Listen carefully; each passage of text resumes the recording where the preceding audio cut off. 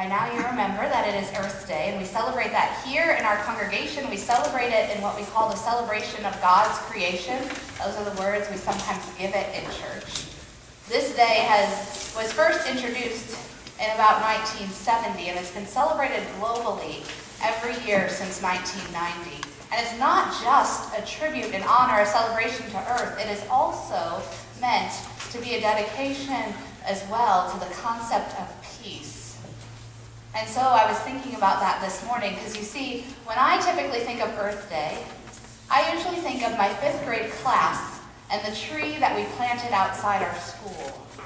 Or I think about this colorful banner that we spent an entire week creating together. I sometimes think about our trip that we took to the waste management plant in town. I was totally grossed out by the dump and completely mesmerized by watching the machine that sorts all of the recycling just do its thing. These are the things I typically think of: reduce, reuse, recycle. Those words come to mind when I think of Earth Day. I think too of picking up the litter that's outside, other ways that I have celebrated this day. Sometimes, like when Sarah was talking about recognizing creation as God's work of art, that's something else I might consider. All the ways that God's creation has sustained me and has sustained us as a people. From the land that we live on and the fields and the fruit of the fields that we enjoy, to the water that gives us life.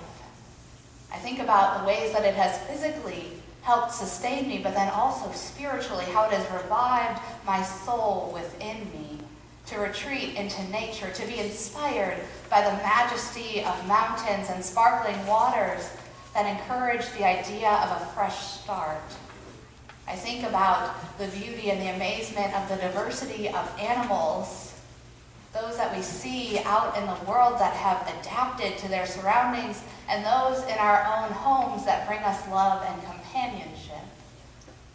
Typically, when I think about Earth Day, I think of all of these things, and I find myself wanting to do little more than echo the good news that God speaks, echo the joy of the psalmist, and shout again, "It is good, it is good." That's usually what I think about when I think about Earth Day. But this year, I'm considering it a little bit differently. It's all of those things and more, because this year, this Earth Day, I have an almost 2-year-old, and she has entered a very fun new stage of development, the possessive stage. She has entered the stage where she will wrap her tiny little body around something and fiercely declare, "No, mine." Now at first, it amused me, but I know better than to let her see that. At first, it started with her milk cup at dinner. And then it was her coat that she didn't want to take off when she got home from school one day. "No, mine," she said as I tried to unzip her coat. It was amusing. It was less amusing last week when she did it when I was trying to fill her dinner plate with food. She kept grabbing it and pulling it in and saying, "No, mine." Of course, when I gave up trying to fill her plate, she cried. And then later in that very same meal, she tried to reach and grab off of my plate. Now, did she have any regard at all when I said, "No, mine," back to her? She did not. It is a very fun, very trying, very normal stage of development. And it's been fine. And then Friday we went to the playground and she tried to claim the entire thing as hers. She didn't really get my speech about public space and sharing. But it was fine. She was around other small children who are fiercely possessive and who also have short attention spans. So it worked out okay for now. But you see, I keep reminding myself, this is a normal, healthy, good stage for a toddler to go through. But watching her in this "no, mine" possessive stage has also made me reflect on Earth Day a little differently. because I begin to reflect on how mightily God's creation has suffered because of adults and governments who have never outgrown this stage. I think how mightily the earth and peoples have been consumed by this same no mine possessiveness that my toddler shows. And I find myself deeply troubled by it. I think how much has been consumed, peoples and land in the process, particularly when we consider our shared national history as well as policies that continue in place out of it. Today is a day where we take a special offering to support the denomination-wide Native American Ministries Sunday. And on this day where we give that special offering, I cannot ignore how much of our land is land that was stolen out from indigenous people. I cannot ignore how much the no mine possessiveness has taken root in shaping us. I cannot ignore anymore that the doctrine of discovery, which allowed this to happen, was once supported by the church of the day. I cannot ignore how often indigenous traditions knew so much better how to honor the goodness of God's creation. And yet we seek to take that creation for ourselves and trample upon those traditions.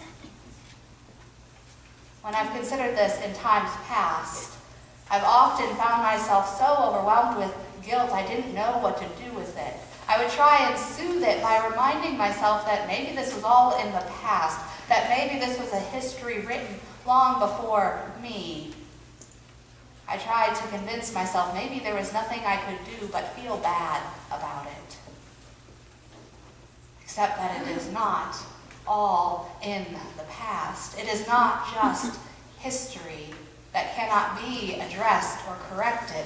First Peoples continue to have their land and sacred spaces taken from them, just as many of our other brothers and sisters of other races do. The whitewashing of our history continues in our media, and it gives rise to the same mentality of conquest that got us to where we are. And so still there is the policy or the practice that we so often see running the show of not in my backyard. And so because of it, how many of the land and peoples who are already most vulnerable are hurt again by it. It is not all in the past. My friends, the truth is, this leaves me deeply disturbed, deeply overwhelmed by all of it. It feels too big for me alone, for any of us alone. But as long as my guilt leaves me simply paralyzed, leaves me content with happy banners that say, "Save the earth," I think I might have missed the point of this day, missed the point of what it means to celebrate God's creation, maybe even missed the point of the entirety of my faith that I claim to profess.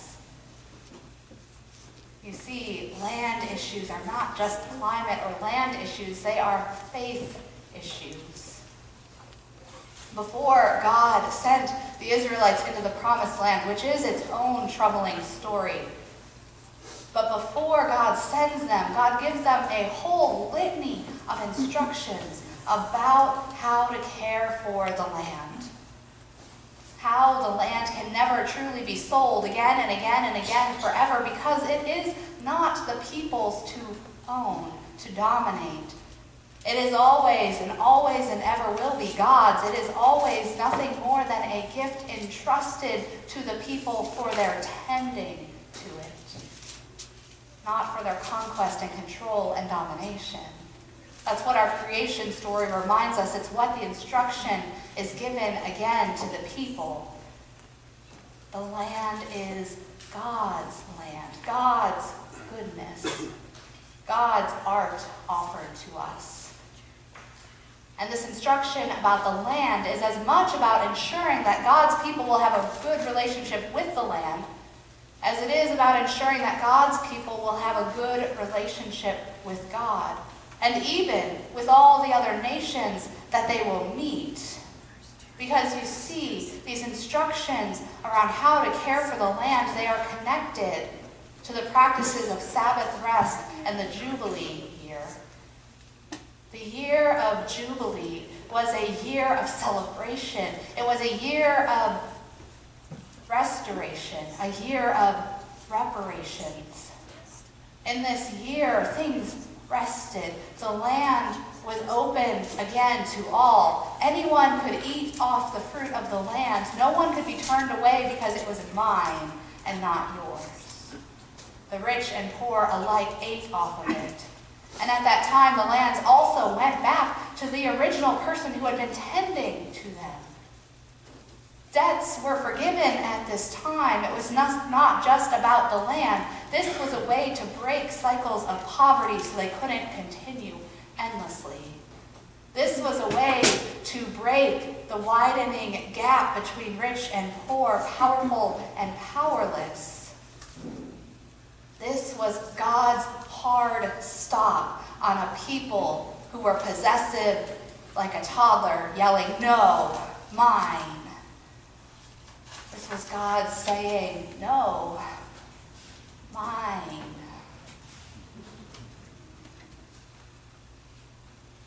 And so the land, how we used the land, the people, it was at the very heart of this instruction because it was not just about land. It is a faith issue, a social issue, a justice issue. How we use the land reflects back how we have honored God, our Creator, the one who has given it to us as a gift to tend. We can only tend it well when we remember our place and our total and utter dependence upon God. How we use the land reflects again how we have loved all of our neighbors. Those who look like us and those who do not. My friends, I have become more and more convinced that the only way for us to fulfill Jesus' great commandment to love God and love neighbor is to also care well for the land that sustains us all. Because there is no love of God or neighbor without creation that is still able to say it is good and it is for all and it is God's. There is no love of God or neighbor without creation care, without Jubilee practices that interrupt our no-mine ways. And so today, on this Earth Day, on this day of celebrating God's creation, I have to admit that I am still not exactly sure the best way to do so. Somehow I think it is more than reduce, reuse, recycle, though I will continue to do those good things. But somehow I think it's more than that. I am wondering if maybe celebrating, honoring Earth Day, the concept of peace and the celebration of God's creation, means letting God's year of Jubilee interrupt my no-mine attitude. I wonder if celebrating Earth Day really is about advocating for policies and reparations that will interrupt the world's no-mine possessiveness that has shaped far too much of who we are. I think that maybe this Earth Day is a call in faith to continue all the more to develop beyond a very normal toddler behavior, to mature all the more fully as disciples of Christ. Though it doesn't mean we can't still play with the same joyful abandon that they show in creation. So my friends, I leave you this day with a question. On this day of celebrating God's creation, on this day of celebrating the concept of peace, how will will you honor that today? As you consider it, I invite you into our hymn of response, God who stretched the spangled heavens.